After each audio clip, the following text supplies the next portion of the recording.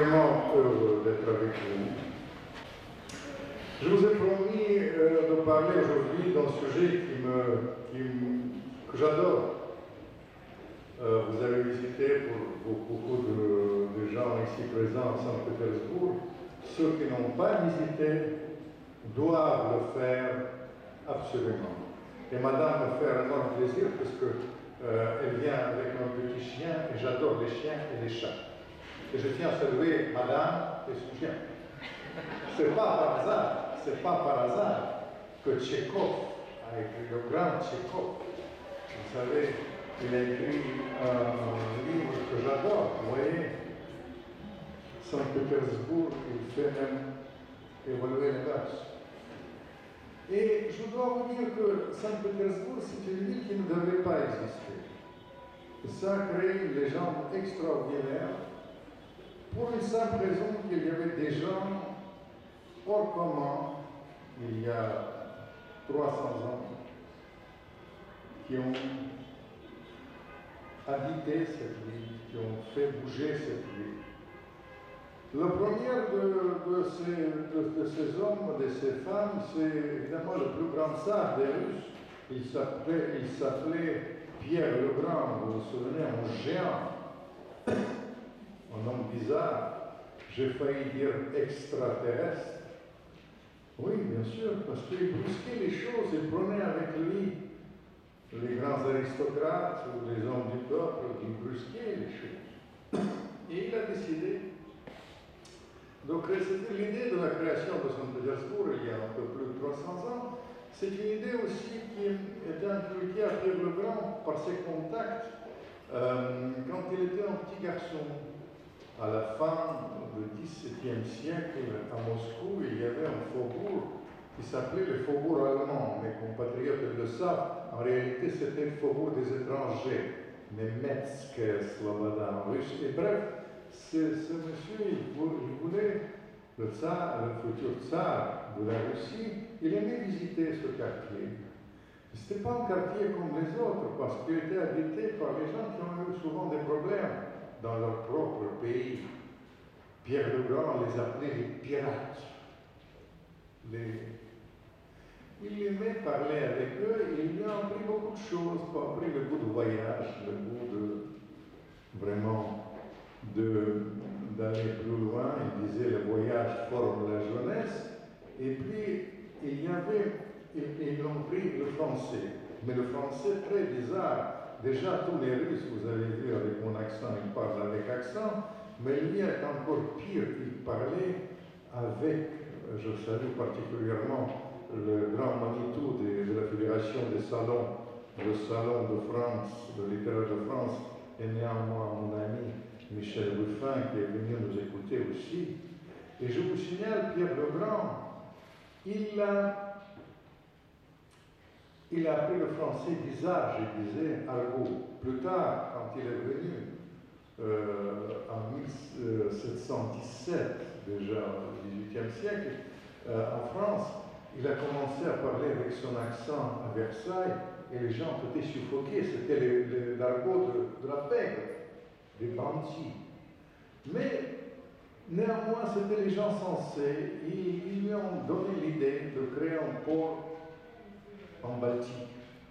En Baltique, c'est l'histoire de la géopolitique aussi de la Russie, parce que Pierre le Grand était persuadé que la Russie doit être orientée vers l'Occident, vers l'Europe. C'est ça sa fonction naturelle. Vous connaissez une sorte d'emblème de la Russie, l'aigle bicéphale. L'aigle regarde l'Europe, une tête, et l'autre tête regarde l'Asie. Vous comprenez? Tous ils sont ambivalents. Le caractère russe contradictoire, l'Asie et l'Europe ensemble. Et ça, il a créé ce port en brusquant les choses. Un autre élément de Saint-Pétersbourg, peu de gens savent que les femmes ont joué le rôle assez exceptionnel dans l'histoire de Saint-Pétersbourg. Tout le XVIIIe siècle, c'était une histoire souvent des hommes et des femmes, mais surtout le XVIIIe siècle, c'était le siècle des tsarines. Les 5 femmes ont régné en Russie, La première était choisie par Pierre le Grand par hasard. Il y avait une sorte de tempête de neige, et Pierre le Grand, qui aimait porter les manteaux de fourrure, les gens qui ont visité Saint-Pétersbourg, ils s'en souviennent, il vient, il neigeait à Saint-Pétersbourg, il vient tout mouillé chez son copain Vendor la Sauvette, qui était devenu le deuxième personnage de l'Empire. Il s'appelait Menshikov, le personnage préféré de Voltaire plus tard. Il jette son manteau, et une petite servante rattrape son manteau avec un geste peut-être trop habile. Et alors, comme disent les jeunes, ils ne viennent pas nous écouter aujourd'hui, tant pis pour eux, mais ils disent flash, et Pierre le Grand flash. Et cette servante, elle devient sa maîtresse, ce qui était finalement plus ou moins naturel, dit-on, mais plus tard elle va devenir sa femme, plus tard elle va devenir l'impératrice, plus tard elle va régner en Russie et elle va créer la magie de cette ville. Surtout, vous avez tous visité, j'imagine bien, une sorte de miracle du monde près de Saint-Pétersbourg, il y a les petits palais. Ça, c'est l'eau, c'est extraordinaire, vous vous souvenez, madame. Et ça, c'était l'idée de cette femme paysanne, impératrice paysanne, qui a conforté Pierre le Grand souvent dans son parcours. Pierre le Grand, il disait toujours, ça va vous faire plaisir, il disait la vérité, mesdames. Il disait que les hommes sont plus fragiles que les femmes. Il était persuadé. Et c'est la vérité, parce que vous comprenez, et même Pierre le Grand, évidemment, c'est une fragilité. Et une fois, il a eu des échecs militaires assez importants avec les Turcs. Il pensait à une sorte de suicide. Et à ce moment-là, ce bout de paysan, elle a dit, Pierre, c'est moi qui vais entrer en scène. Et il l'a remplacé. Et elle est entrée. Elle est allée négocier avec les Turcs, avec le sultan, surtout avec le grand vizir, en apportant un énorme coffre avec elle. Et ça, c'était extraordinaire, parce qu'il y avait une négociation très dure jusqu'à très tard de la nuit. Et finalement, après, en 23h, 22h du soir, il a dit basta, je pars. Il a laissé le coffre sur la table. Les Turcs se sont précipités voir le coffre, ils ont pensé que c'était le document, et tous les diamants de l'Empire ont été là. Ils ont compris le message. Le lendemain, le traité est signé. Et jusqu'à l'heure actuelle, on trouve les meilleurs bijoux de Catherine dans le musée de Capet, mais Pierre le Grand est resté avec ses conquêtes et tout ça. Vous comprenez, Catherine, chaque fois, Saint-Pétersbourg, c'est l'histoire des hommes et des femmes. Moi, contrairement à ce qu'on pense, ce n'est pas le Pierre qui a vraiment déterminé le paysage de Saint-Pétersbourg que vous aimez tant. C'est une dame qui était, en fait, la fille de Pierre le Grand, et c'est son amitié avec quelques-uns de l'Anglo-Occident. C'était une dame assez extraordinaire. On ne la connaît pas assez, elle s'appelait Elisabeth. Elisabeth a créé un style de Saint-Pétersbourg grâce à son affinité avec un architecte italien, qui est un architecte hors commun. Je pense que c'est une des plus grandes figures de l'architecture mondiale à travers les siècles. Il s'appelait Bartolomeo Rastrelli. Chagall me disait, j'ai rien inventé, tout se trouve dans les façades de Saint-Pétersbourg, avec les couleurs inattendues, avec les fuchsias, avec le jaune sur les toiles de fond de neige, c'est extraordinaire, vous vous souvenez, c'est inattendu pour lui dans les nuits blanches. Il a créé cette magie en associant trois éléments inattendus avec son génie et avec l'instigation de cette impératrice qui s'appelait Elisabeth, fille de Pierre le Grand.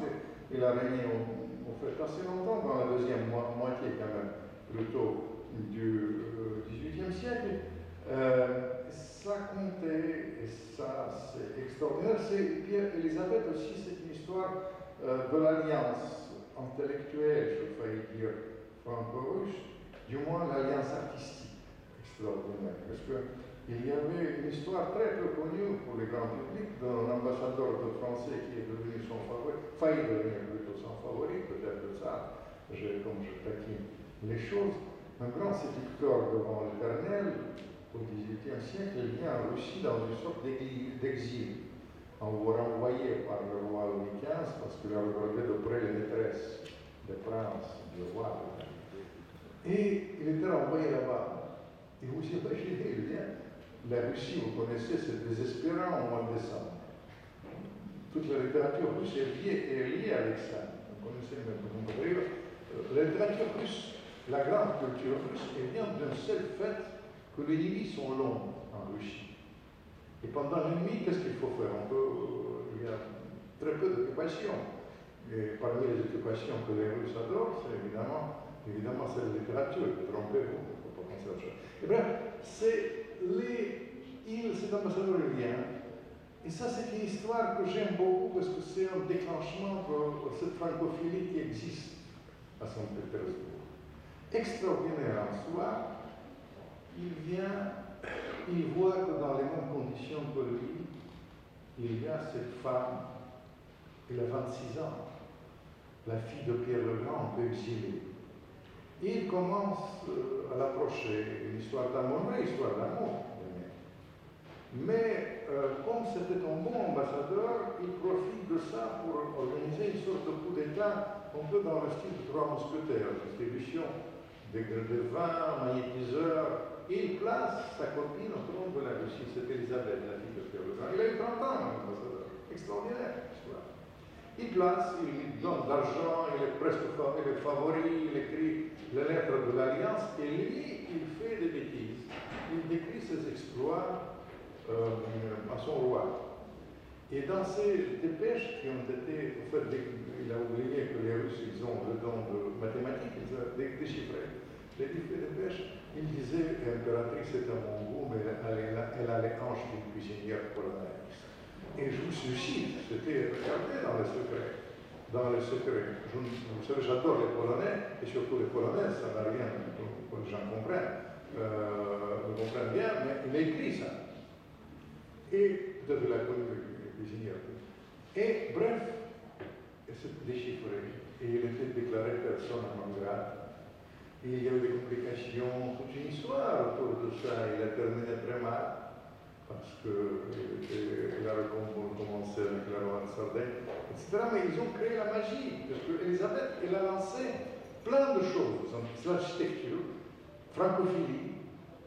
Il a amené autrefois. Les gens ne se rendent pas compte quelle magie ils ont créée autour de ça. Elle a fait venir le maître de ballet, le premier. Et ça a donné la grande tradition des ballets, avec plus tard, au XIXe siècle, Petipa et Tchaïkovski, et plus tard les ballets russes, évidemment, avec Diaghilev, et puis cette extraordinaire saga. Je n'ai pas le temps de vous raconter.